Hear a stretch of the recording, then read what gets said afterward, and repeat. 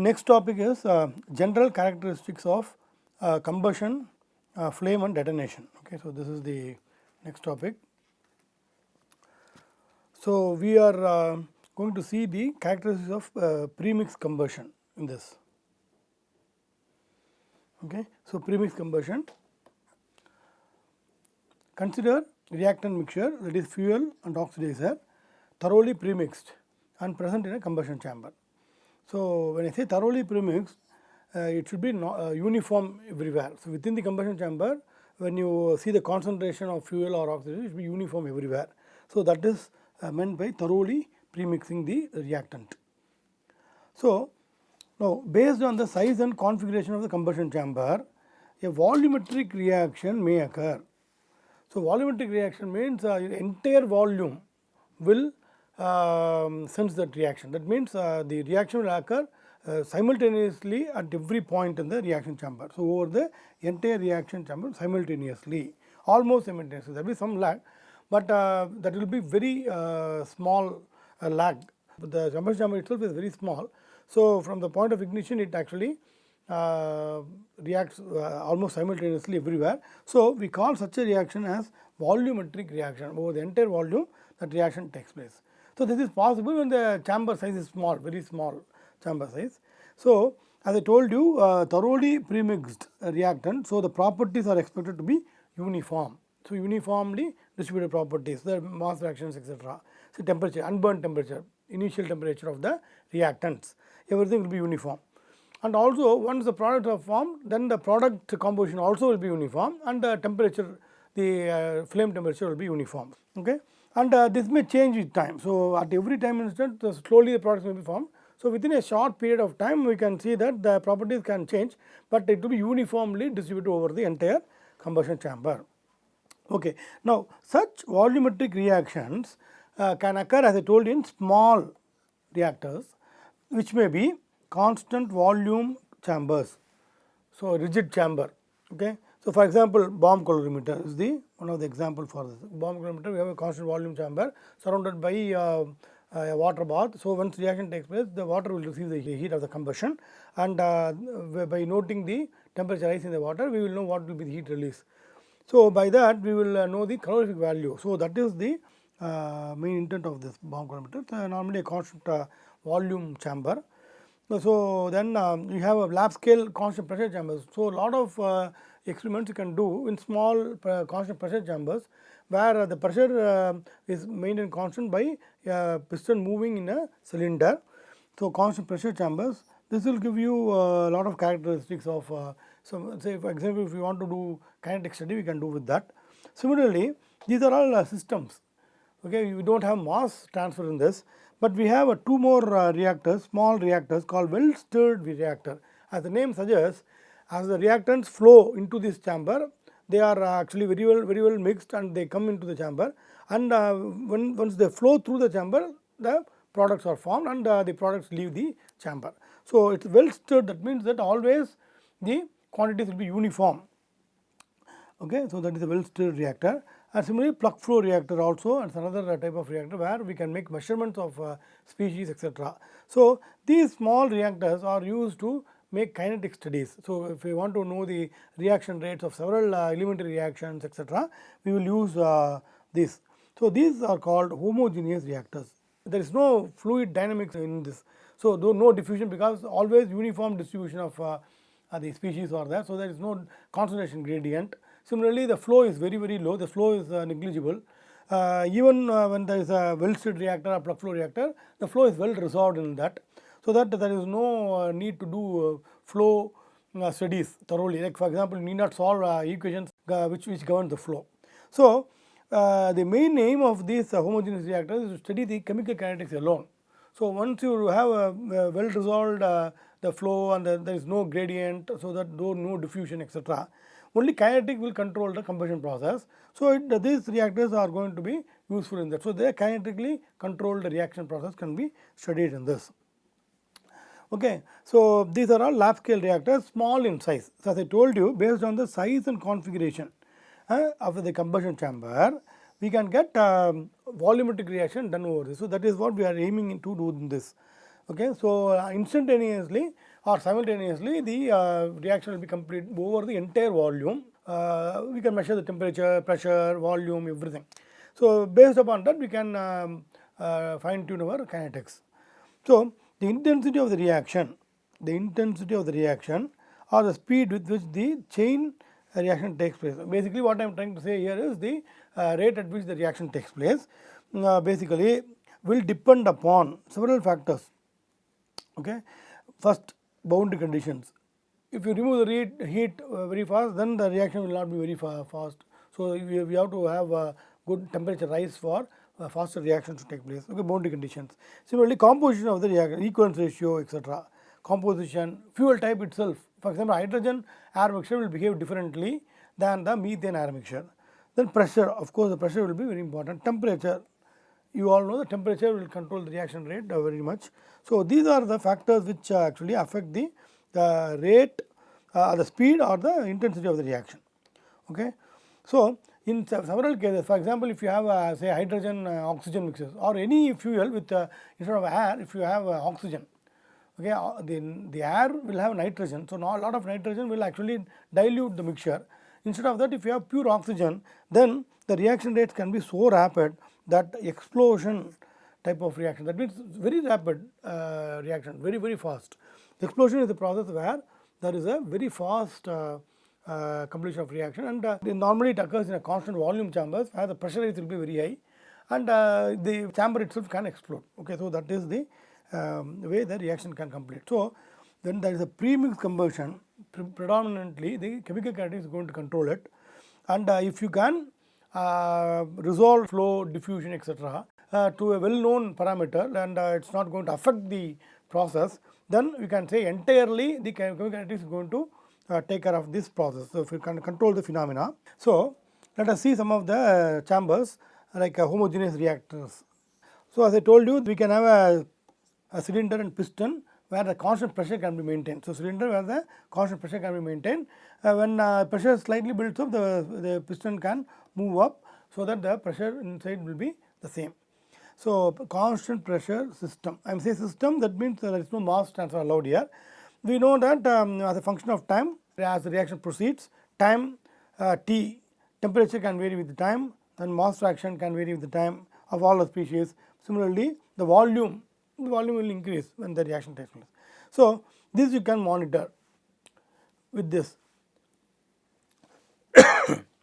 Okay, then constant volume system. So you can also have boundary conditions. For example, when you have this, we can have say Q. Some heat can be transferred from this. So or we can have some other adiabatic boundary condition. We can also say Q equal to 0. So adiabatic condition and so on. So several boundary conditions can be implemented in this. When I say constant volume system, this is a rigid vessel. So this is a rigid vessel.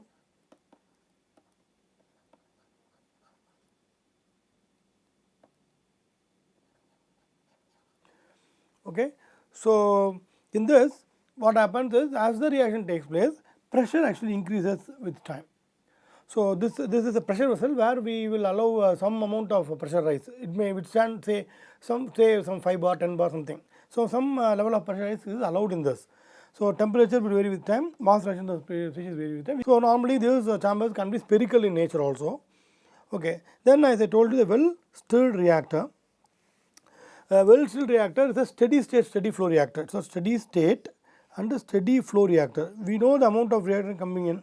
It is a mass flow which is coming in, mass flow rate of the reactant, say it's m dot I, it's the inlet mass flow rate, and the rate at which the products leave. So inside combustion completes. Okay, products leave at the rate of m dot suffix E, and this is same. So both are same here. The mass flow rate of the incoming reactants will be same as the mass flow rate of the outgoing products, and so this is called steady flow, and it is a steady state. So whenever the reactant comes in, it has enough time to burn and the products are formed within this control volume CV, and the products leave.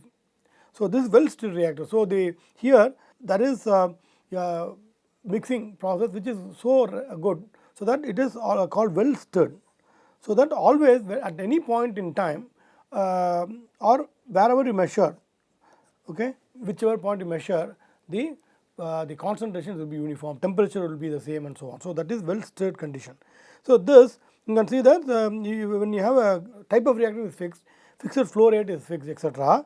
Under steady state. So, initially there will be some transient nature, some time dependent variations will be there, but after that quickly it will go to a steady state where temperature will be constant, mass reactions will be constant and the pressure will be constant. So, in a flow process normally pressure is expected to be constant. So, these are the reactors which normally we use for validating the chemical kinetics parameters.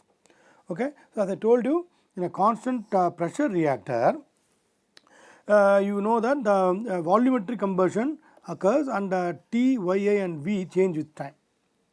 Okay. Because pressure is constant, the volume will increase because of the movement of the piston. The second constant volume reactor, volume is constant, so pressure increases when the reaction proceeds, temperature increases and we will know the changes in this, but uniformly distributed content will be there inside the chamber. So, based upon the boundary condition, the pressure rise can be rapid, we call it explosion. So, normally we will have some pressure relief wall or something like that. So, once the design pressure of the pressure vessel, maximum pressure of the pressure vessel is known, then once that pressure maybe little less than the pressure has been attained into the chamber, then relief valve will open and the contents will be allowed to go out. So, this pressure rise can be so rapid that explosion can occur in this. Okay. On the other hand, if you have this well stirred reactor, it is a flow process. So, reactants are flow at a steady state and as they flow into the control volume, they convert into products and the products flow out in the steady state and this is steadily maintained. Okay. So, that you know wherever you measure the temperatures are constant, etc. So, now by varying the flow rates or varying the reactant types, etc., we can do several experiments in this. So, these are the reactors which are used for kinetic studies, homogeneous reactors. There is no identifiable location where reaction is taking place. Everywhere reaction will take place. So, it is a volumetric combustion chamber. Okay. Now, let us see one more thing. See, in these cases, normally we should have some ignition sources when especially when the reactants are fed at a very low temperature. So, initially the reactant can be at temperature of 298 Kelvin. Okay. So, in this well stirred reactor, the reactants can flow in with a temperature of 298 Kelvin. But as you basically have higher temperatures, you need not provide ignition, but in these cases of low temperature reactants, an ignition source will be normally provided. So, a spark, something should be provided. After the spark is provided, immediately the reaction will take place at all locations. So, because the chamber itself is smaller, so when the reactant comes in, there will be a spark in the well stirred reactor, so that the products are formed and the products move out. So, this is called piloted ignition. When you have a external source which will supply the energy for taking the reactant to the activated complex, from there the products can be formed. So, this is called piloted ignition. So, this may be a spark and this is called piloted ignition. So, this pilot ignition basically is required when the reactants are at low temperature. On the other hand, we now are going to talk about the auto ignition process. So, in this what we try to do is a fuel oxidation mixture. They should be in flammable proportions. I will define this more thoroughly later, but what is flammable proportion? This should have sufficient amount of fuel and oxidizer. If fuel is not sufficient, it will not be flammable. Similarly, if pure fuel is there, say hydrogen is there, but not enough oxygen, then it will not burn.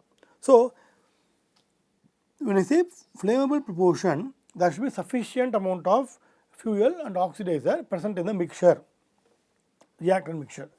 So, now such a reactant mixture is injected into the rigid spherical chamber. Rigid is a constant volume chamber, but spherical in shape.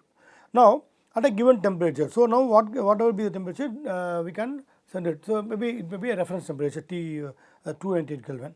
However, the chamber itself can be at a higher temperature. The reactant can enter at a lower temperature, but the chamber is actually maintained at a higher temperature. So, I say T chamber.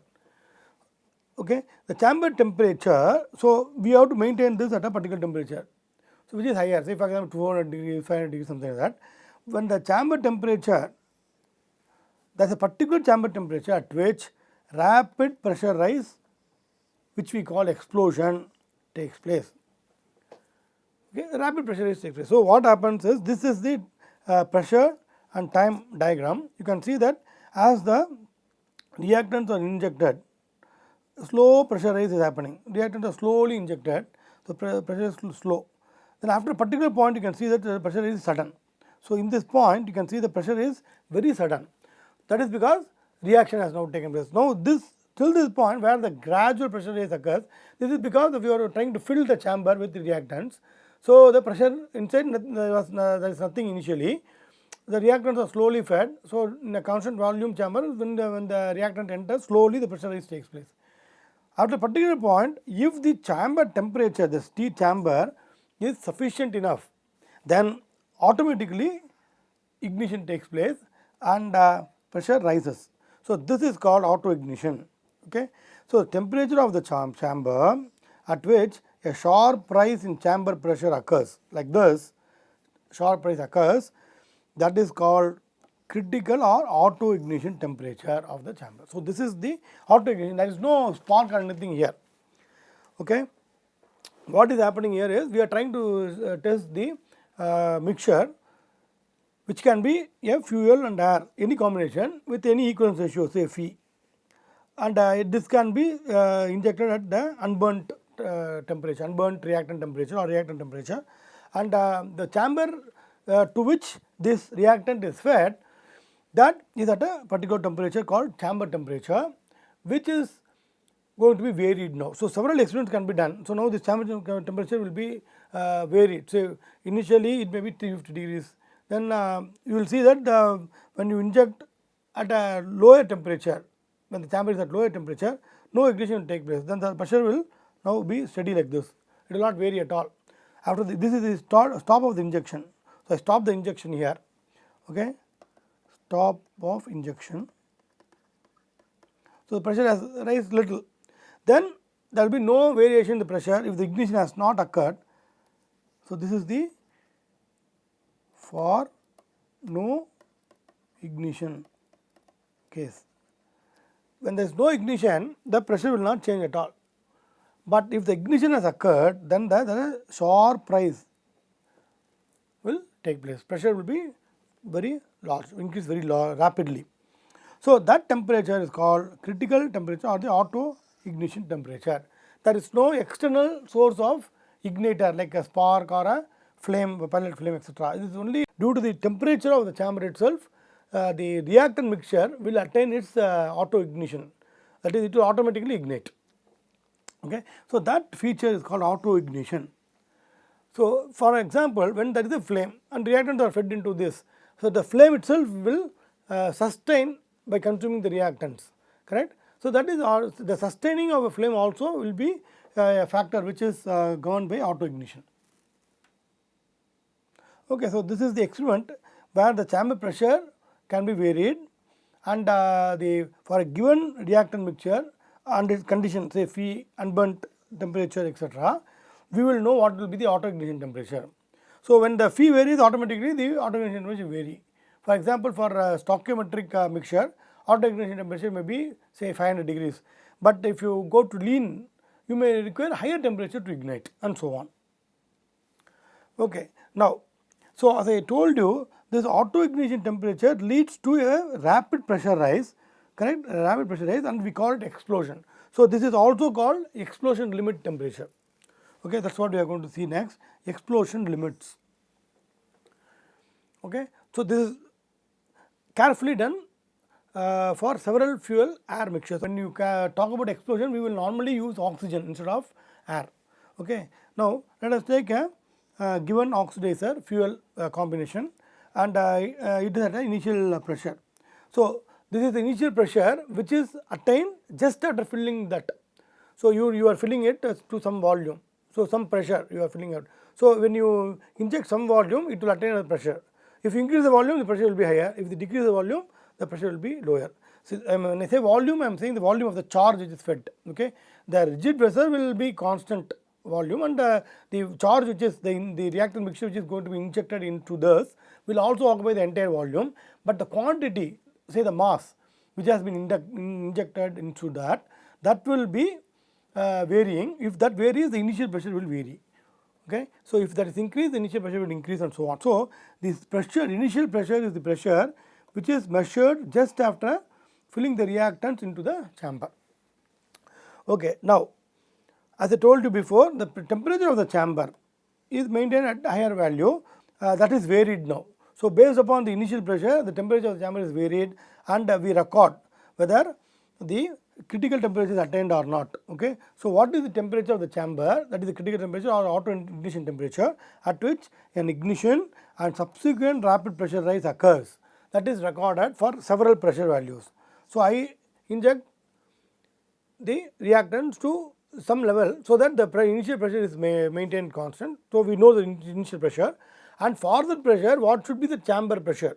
So, I will vary the chamber pressure. So, now I will only inject that much quantity and now vary the chamber pressure such that I will know for the given charge what is the temperature of the chamber which will ignite. Okay. The chamber temperature is varied actually. So, that will cause the ignition and subsequent rapid pressure rise. So, this is recorded. Do you understand? So, I am repeating the experiments. So, now this auto ignition temperature what I am recording, that is also called explosion limit temperature, and its value, the explosion limit temperature will vary with initial pressure, that is the amount of reactant and the properties of the given reactant mixture, obviously, because the Euclid's ratio, fuel type and so on. So, based upon that, this value will increase or decrease. Okay. So, now I repeat my experiments. Okay. As I told you, I will first take a mixture that is fixed, say hydrogen oxygen. Then I will know the composition, say hydrogen oxygen stoichiometric composition, let us take stoichiometric proportions. Now, I will now inject say x grams or x milligrams into the chamber. So, now that will lead to a given initial pressure. So, that I know, I record that. Now, I try to vary the chamber temperature such that auto ignition occurs. So, that will be the explosion limit for me, that I will record. Okay. Now, I will repeat the experiment to ascertain that that is the value. Then I will increase the initial pressure okay, by injecting more charge. Then for that what is the value? I will record like that slowly. Then finally, I will repeat that for several say phi value, unburnt temperature, everything. So, I can vary the initial pressure as well as the properties of the reactant mixture, which is the type of fuel and equivalence ratio, initial temperature of the reactants and so on. Once I do this experiment thoroughly, so what I do is I repeat the experiments with different fill pressures, that is different charges in the reaction chamber, and the results what I obtain for a given mixture, I will obtain results, and they are plotted in what is called a pressure temperature plot. I will get a pressure versus temperature curve. Okay. So, this is very important to identify the auto ignition limits or the what we generally call explosion limits. Okay. Why I say explosion? Because this result in a very rapid pressure rise. Normally, explosion is characterized by such a rapid pressure rise. So, I call this as explosion limits. Okay. So, what I do here, I will repeat, I will first choose a reactant mixture. So, for example, we are going to now see the characteristics of stoichiometric H2O2 mixture, O2, it is not air, O2, H2O2 mixture, and so I first fix this. Now, what I do, I inject certain quantity into the chamber, then it will give us a initial pressure value for the charge, say x milligrams and so on. Now, I increase that or decrease that, that will result in increase or decrease in the initial pressure of the chamber when with the reactants. Now, the chamber temperature will be varied for this particular initial pressure, so that we will ascertain where the critical temperature, the ignition and the pressure rise is correct. So, if you go to the previous slide, if I do not get only a flat pressure variation after the charging is over, then no ignition has taken place. But if ignition has taken place, I will go to a sharp pressure rise, I will see that, record that. So, based upon that, for every pressure I will get the temperature at which the ignition occurs. So, such data is plotted in pressure temperature curve. Okay, now that will give you the limits. So, let us see the example of stoichiometric hydrogen oxygen mixture, stoichiometric mixture.